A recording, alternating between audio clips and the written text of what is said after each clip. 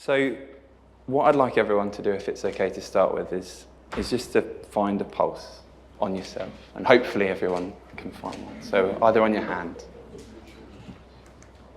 Just have a feel for how that feels in a room surrounded by people that look relatively normal. We're caffeinated, you've slept well, there's nothing stressful currently going on. What I'd like to talk about with you is the impact on things that we don't expect or things that change our bodily response when we go to an emergency, specifically to cardiac arrest. So today we're going to go on a job together. We're booked on, we're ready, we've sat down on the sofa, we've got a little bit. I've tried to check whether standby time is still a word within Scotland, and I couldn't find any definitions, but we're on standby, we're not on a job at the moment. And we hear this go off, that noise that wakes us all up at night time. We've got a job and we put down our McDonald's coffee. We move out to the ambulance. We open the door, we move the McDonald's coffee from earlier in the shift, and we have a look at the CAD. And it says, we've got an unknown age, unknown gender, not conscious, query breathing. So that's the information we've got at the moment. So for some of you, this will be your standard role if you're pre-hospital and you're working operationally. For the rest of you that work in different environments, just have a think about where your head is. What questions are you asking yourself? Have a feel of your pulse. Has it gone up a bit? We get a call from control. They say, "Hi guys, we're really sorry, we don't have that much information at the moment. We think this might be a cardiac arrest. You are going to be first on scene. Could you give us an early update, please?" So what I want you to do to yourselves for a moment is just have a think. What questions are you asking yourself in your head? We've just started moving towards the destination. We're about 5 minutes away. We're travelling. We've got Shorty driving, so it's a nice, safe drive. We're 10 to 2. What are we thinking about? So I've had a chat with a couple of colleagues, but most of the things that are going to come up on screen are purely anecdotal. So it'll be interesting afterwards to hear what questions you think. But I start thinking about, is this really an actual cardiac arrest? What's the scene going to be like? Are there going to be pets? I'm not a cat fan, but dogs are fine. Is the patient going to be someone heavy that we're unable to move? Potentially, am I going to exacerbate an old injury? Am I going to work with someone that I don't know? Or potentially, even worse, someone that I do know? What area of town are we going to? How long is the backup going to be? Where's our nearest hospital? There's a significant amount of questions that go through our heads. Now, these can't be important questions because they're not in an algorithm. We don't test these in an OSCE. Not many systems have the luxury of being able to drill some of these questions. And yet, they're the questions that come through our head when we get this job come down. So, my name's Luke. Like the introduction, I've come up from the East of England Ambulance Service, and it's an absolute privilege really to be here, because looking at what Scotland has achieved in unison as a community since the start of the strategy and setting that trend for the collaborative working it is amazing. So thank you for the invite. For the next 20 odd minutes, we're going to talk about the stuff that we don't really talk about, the things that we don't really practice that often, the things that really set the tone for whether a resuscitation is successful, irrespective of whether you can get that cannula in or whether you put the pads on in the right place. So when we look at the term non-technical skills, and apologies, there is a word under there, I didn't think about the lighting, and that says personal resources. We can break it down into some different themes, and we're just going to work through those really. I don't have all the answers. I'm definitely not an expert in non-technical skills. What I am is someone that's got a keen interest on how we can support all of our teams to recognise and drill so that when we go to these incidences, we're optimised with regards to our non-technical skills. So we're going to talk about decision making. We're going to talk about situational awareness and team management. We're going to cover teamwork, leadership and communication. And we're going to touch on those contentious things that we try not to talk about, which is that you work long shifts and you get tired and we still have to do our job. We can get emotional, we are human, and that stress impacts us. Our pulses do go up when we're on shift. So I want you to just take a moment to think about a job that you've been to, and if you work in an environment where you go to out-of-hospital cardiac arrest, think about one of those. If you don't, think about a clinical incident where it hasn't flowed, where it hasn't been optimal. So just get that into your head. It might be recently, it might be a long time ago. For those of you that don't work in a clinical environment, I'm sure there's some domestic examples that you can bring and use. I want you to think about what factors were underlying in that example that maybe we didn't examine before. That job where no one could get the EZ-IO in, and actually we just looked at the technical aspect of it, but we didn't look at all of the other elements. Have a think about what other things go on that sometimes we don't capture in the debrief because we just look at the technical aspects of resuscitation. That's what we practice, isn't it? It's what we do our annual assessments for. It's what we go and do courses in. And we've seen an improvement with recognition of non-technical skills coming into our national RC UK courses, and that's absolutely massive. So, hands up in the room. When you reverse your car, who turns down the audio? Be honest, there's no judgment. I'm glad it's not just me. It's not a diagnosis there. So, we know that stress impacts us differently, and we know that when we need to do something technical, something that requires us to use our brain power, we tend to become task-focused, don't we? We tend to lose some of that peripheral awareness. There's evidence to support that when we get into that task fixation, so going past task focus and having a bit of peripheral awareness, into task fixation where all we can see is whatever is right in front of us, we tend to shut off our ears. We tend to get less auditory processing. So something we should really talk about when we're not at these jobs is how do we recognize that we've turned one of our key senses off? How does that affect us when we're saying everybody stand clear, when we're asking when the drugs were given? So just thinking about situational awareness, and there's no, you're not going to walk away from this a completely different practitioner. There isn't a key answer that I've got, because if I did, I'd be earning more money. But what we really need to do in all of our roles is to be able to establish that situational awareness and that global overview, which is really, really hard. The textbooks don't talk about it, do they? They call these soft skills. These are hard skills. These are hard skills when your pulse is normal. So if you've just got in an ambulance with Shorty, you've survived the journey there, you've got out, you've opened the door, and you've walked in, our heart rate isn't at a normal level. Our processing from an auditory perspective is probably reduced. We're probably just going to be looking at particular things. So how do we achieve that global overview? We need to think about task fixation, and I've talked about two terms, task focus, and sometimes that's entirely appropriate. We need to get this cannula in. I'm just going to come out for a second. Can someone else maintain awareness? I just need to get this cannula. That's task focus. That's having the awareness that you need to do something, handing over responsibility of the rest of the resuscitation, and recognizing you're going to be busy.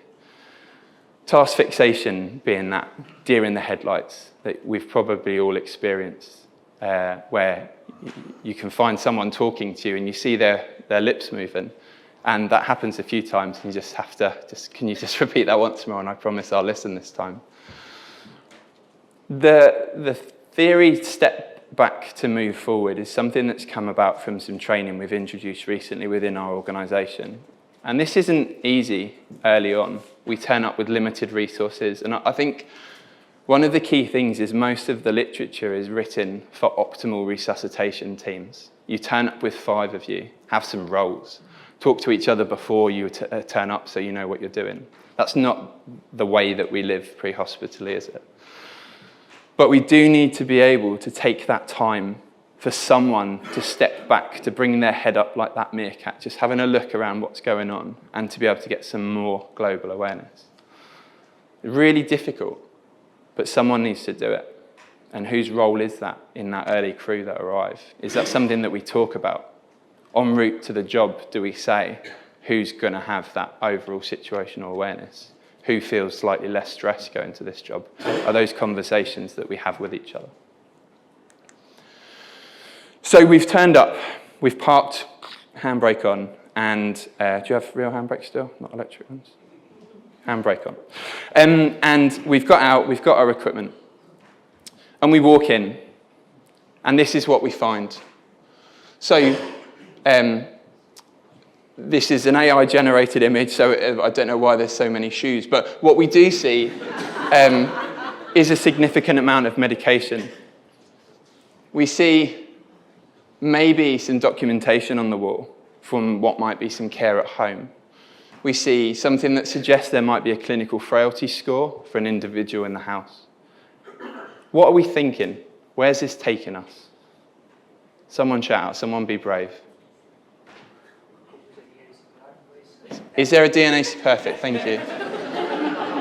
So is this a patient who is going to benefit from a significantly aggressive resuscitation attempt with the aim to restart their heart and support onwards living? Or is this a patient that has reached the end trajectory of their life and needs support both psychologically to those around them and also recognition of the dignity that we can provide? So your crewmate, and it is not shorty for this example, but they've been in for a while. They see this and they say, I'm going to call control, this is a no-goer. We'll stand down the backup. What are your thoughts? Everyone happy with that decision? You sure? Isabel says we don't know enough. Who wants to challenge? We need to be sure that the feet in the background belong to the walker and the pedals. Interesting. So we need to make sure that someone has stepped back to allow us to move forward with our decision making. We need to make sure that we've got an overview of the scene. So I'm going to talk briefly about biases, and very briefly.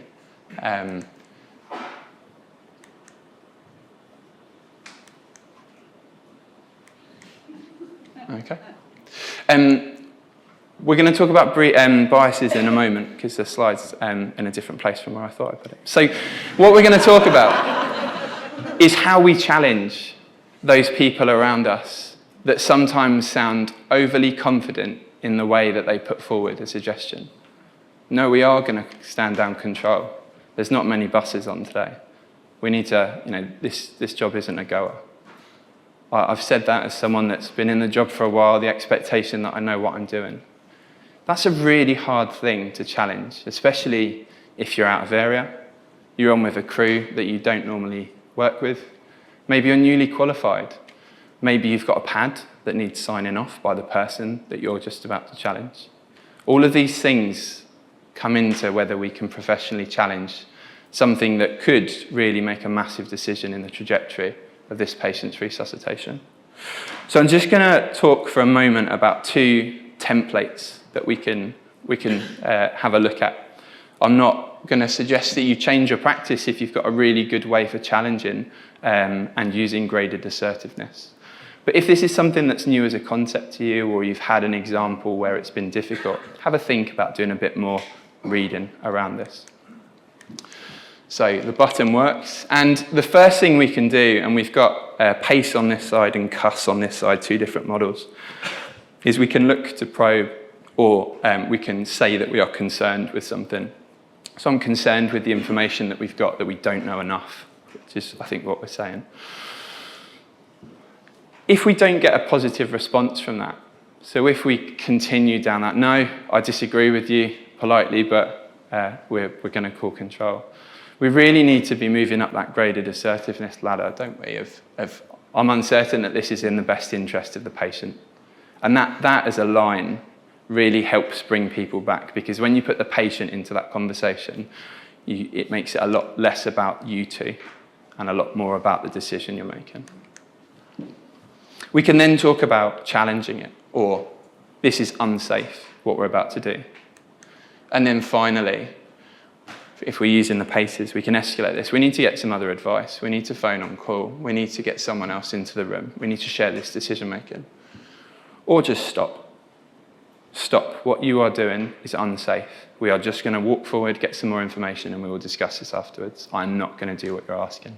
That is a really hard thing to say if the person you're crewed with is perceived as being in a position above you, whether that's through experience, hierarchy, whatever really. Now, personally, I tend to use this model because I'm a simple being and it's easier to use these words in a sentence.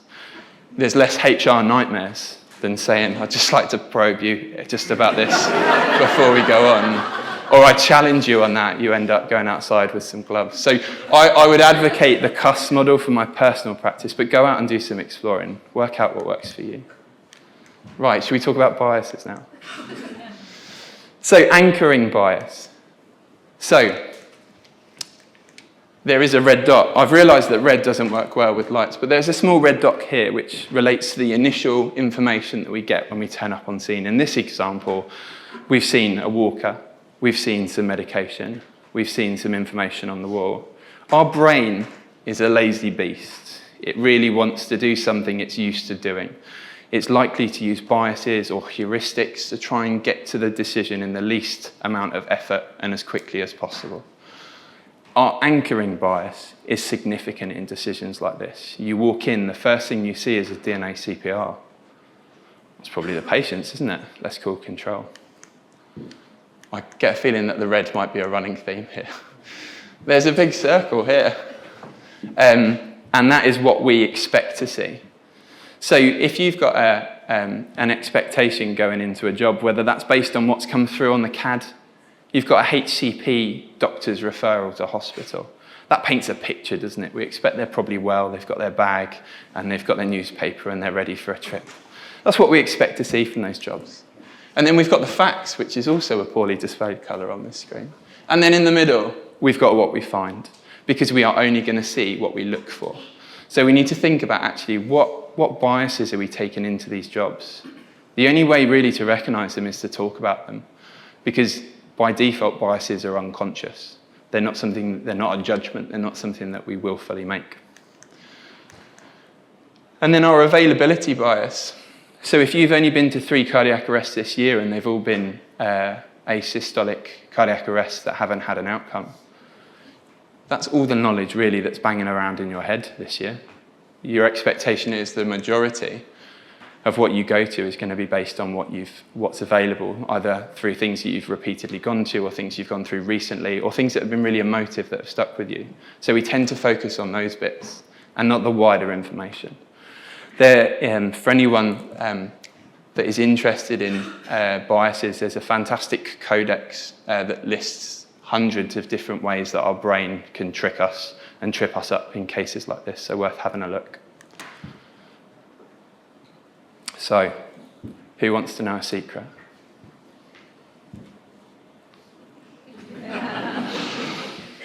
We can't multitask, irrespective of gender. The science, not me, because I'm not that brave, the science says that we cannot multitask as an individual. What we can do is we can flick between channels really quickly on the TV.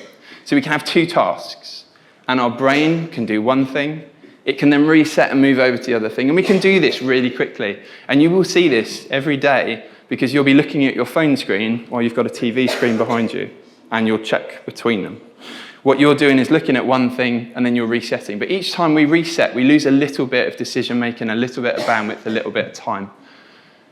It is not efficient for us to try and do multiple things at once as an individual. But what we 100% should do is we should make sure that the team is optimized so that we are doing all of the right things as a team. We make sure that with only 2 of us on scene, that we choose the right things to do. Because there's a lot of things that we will be judged on if we use the algorithm that we look for of what we need to achieve at an ALS. There's a lot on there, technical-wise, that we need to achieve.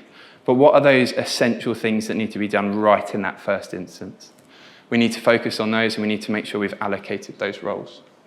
Perform CPR. So we've got in. We've walked past the walker, the 15 sets of trainers, and the medication, and we've gone in. And actually, what we found is on the bed is what looks like a 55-year-old gentleman.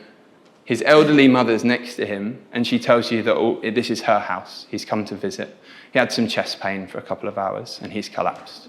And she's been performing CPR. So going back to our biases, our assumptions as we enter, we need to be able to step back and get that global overview. We've decided, because it's not his DNA CPR, that we are going to start doing some CPR.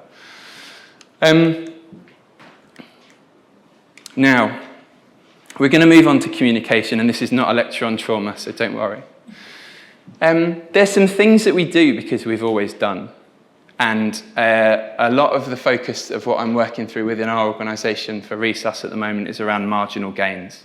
So really small things we can adapt or improve that overwhelmingly increase the efficiency of a resuscitation. And one of them is phraseology. So what we say matters. Show of hands with absolutely no judgment, because I was part of the problem. Who's been taught to check the top, middle, and bottom prior to defibrillation? So, how many patients do we have? How good is our peripheral vision? So if you have a look now, are you able to see both of your hands if you were to hold them up? So have a go. How wide can you see? Don't smack the person next to you unless you're not particularly friendly. So our peripheral vision is quite good. We have a good range of vision. Now what happens when we say the top's clear, the middle's clear, the bottom's clear? Where have we stopped looking? We stopped looking at the rest of it. We've created 3 safety zones. We need to think about the communication that we use. If we can see the whole patient, and every time we use more words, it's more time off the chest. Challenge some of the things that we've always done, and just think about why there might be really good evidence behind it as to why we do it that way. But it might also be something that we've taught because we were taught. Is it better? Is it quicker? Is there less time off the chest for us to just say, the patient is clear, shocking, shock delivered? Can we still achieve safety, but improve on efficiency? So, I didn't know the age group, so I've put in a different range of movies. So, for anyone that isn't aware, Tell Them Your Name, Pike, is essentially the line from this film. And we need to make sure that we use names. Who's been to a job where someone said, can someone give the adrenaline? Can someone get the scoop? Yes, someone can. Who? Everyone's busy, aren't they? You're generally not there with your hands in your pockets waiting for someone to give you a task.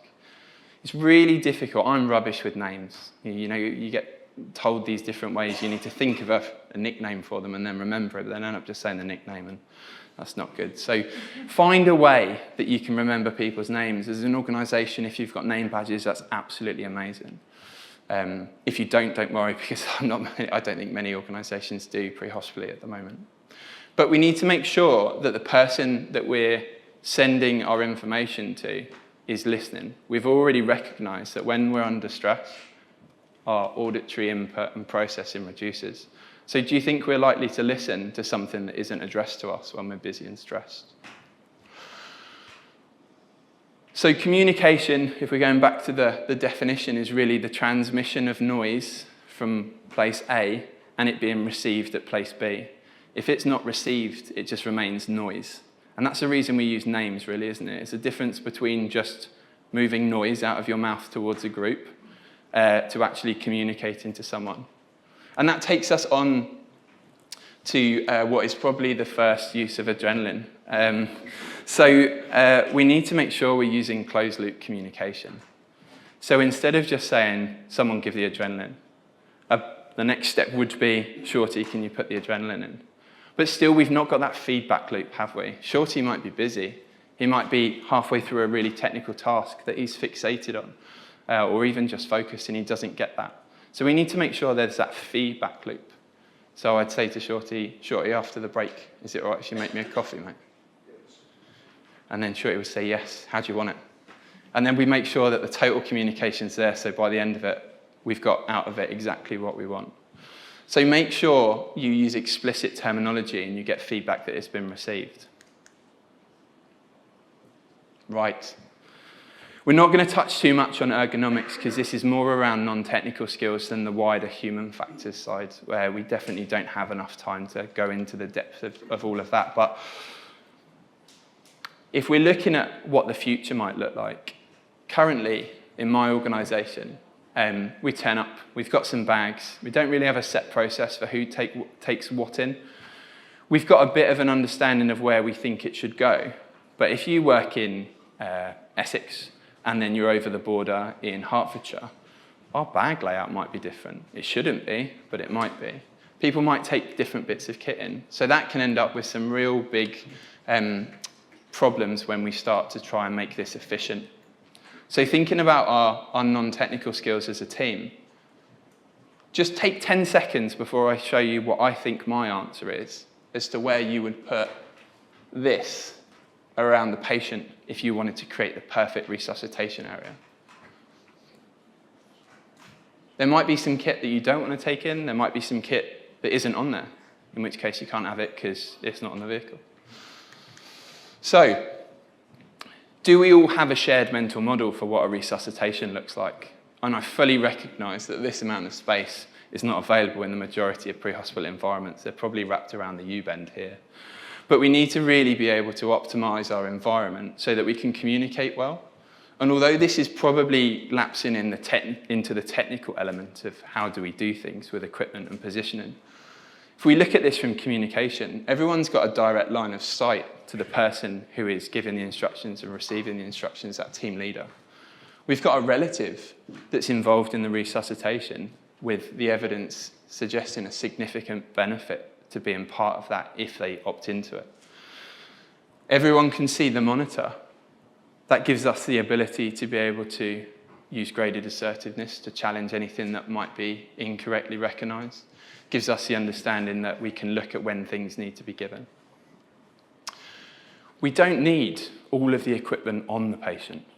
And this is something that I think sometimes we bring everything in and we just put it down. We kind of collapse down and open up like one of those fancy tents from a decathlon that just blow up. We need to make sure we've only got the kit around us that we need. There's some really interesting papers around there around actually, are we more efficient if we don't need to move once we've moved into one position? So does an efficient resuscitation mean that this person doesn't move once they're in position and they've got all the kit within their reach? How do we achieve that as a team? I'm not going to talk too much on leadership, but what I do want to just recognise, and it was something I came across, I've got a 2-year-old son who is interested in a lot of things, but one of them was birds the other day. And I went and had a look around who flies at the front, because he asked some really weird questions. And when geese fly in formation, the person at the front isn't any better, any faster, any stronger. It's not that alpha goose. It's just the one that's got the most amount of energy at the time. And then when they get tired, they move to the back and someone else joins in, which reduces the resistance on all of the ones behind it. It allows everyone to be able to move forward in the direction. And by using that process, they're able to fly for longer, for further. So do we have that process in place where we can recognise without any psychological impact or judgment that sometimes the person leading might need to tap out, or they might need to go and do something that means we need to swap out that leadership? I think leadership within the cardiac arrest environment is something that we sometimes still struggle with pre-hospitally, because sometimes we don't want to be seen as trying to take over. Someone needs to lead, and it doesn't always need to be the same person, and it doesn't need to be the same person throughout that cardiac arrest. But without leadership, there's no movement forwards, there's just repetition of technical skills. And repetition of technical skills on its own probably isn't going to get a good outcome. So, I'll tell you another secret. It says personal resources under here. So, There's a lot of studies out there, isn't there, into fatigue. A lot coming out of Sweden, Denmark, around the impact, the long-term impact to our health as healthcare professionals that work on shifts. We know that when we're fatigued, it correlates to essentially being over the limit with regards to some of our fine motor skills, some of our decision making. We tend to have less of a good read on people's social interactions. When we're tired, we tend to assume the worst. Our social skills definitely don't do that well. I've got a perfect balance of the right amount of caffeine and the right amount of sleep for me to be optimal. And it's really the question that we need to take away for ourselves, going right back to how do you feel when you're stressed? Do you ask yourself that question when you go into these jobs? Am I in a good place? Do I need to let the team know that I might be struggling a little bit? Do I need to kind of put it out there, guys, I'm not 100% today, I might just need a bit of support? Because if you don't say that, what happens? Let's follow that through. So you go in, you don't want to be honest about it because it's quite a taboo topic. Recognising that we're human, the emergency services, and that we need to eat and sleep. So we don't tell the team that we're tired. We go in. The amount of medical mistakes that occur significantly increases based on the fatigue of the individuals within the team. So we really need to own that, don't we? If you don't feel like you're running at 100%, whether that's through stress or whether that's through fatigue, you just need to let the team know. That's then the team's responsibility to be able to choose the right roles, to be able to do the right things and to work together. Emotions. So we are human, and I think that's one of the best things that means that we'll never be replaced by AI, hopefully, is that the response that we can give patients on their worst day of their life is based on human interaction and vulnerability. But it also means that things impact us, and we don't always process those that well. We don't always recognise them at the time. So again, we just need to make sure that we're honest. And stress. We talked at the start around feeling your heart rate. There's lots of different bits out there that we can look at as to how, in the moment, what tools can we use to help bring us back to a point where, and if anyone's read the Performance Under Pressure book from Stephen Hearns, where we're in that flow state. But we need to be able to recognise what stress feels like. And that's a question you need to ask yourself when you're not stressed. Because when you are absolutely maxed out, that is not the time for you to have this epiphany of self-awareness to say, I'm not in a good place. You need to ask these questions when you are well slept and once you've had a coffee. So, one of the things that we can actively choose, irrespective of how tired, irrespective of how stressed and how emotionally charged we are, is the communication we use with others. And civility has a significant impact on patient safety and on our team.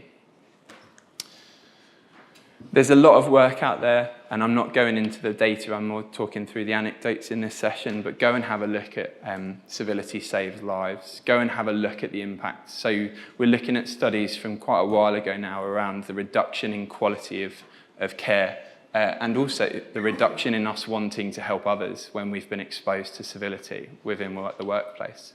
There's some interesting papers coming out now around people that are testing BLS scenarios and just measuring how many mistakes occur when you're rude to someone, which sounds like a really good thesis, doesn't it? Because you just get to be rude to people with research approval.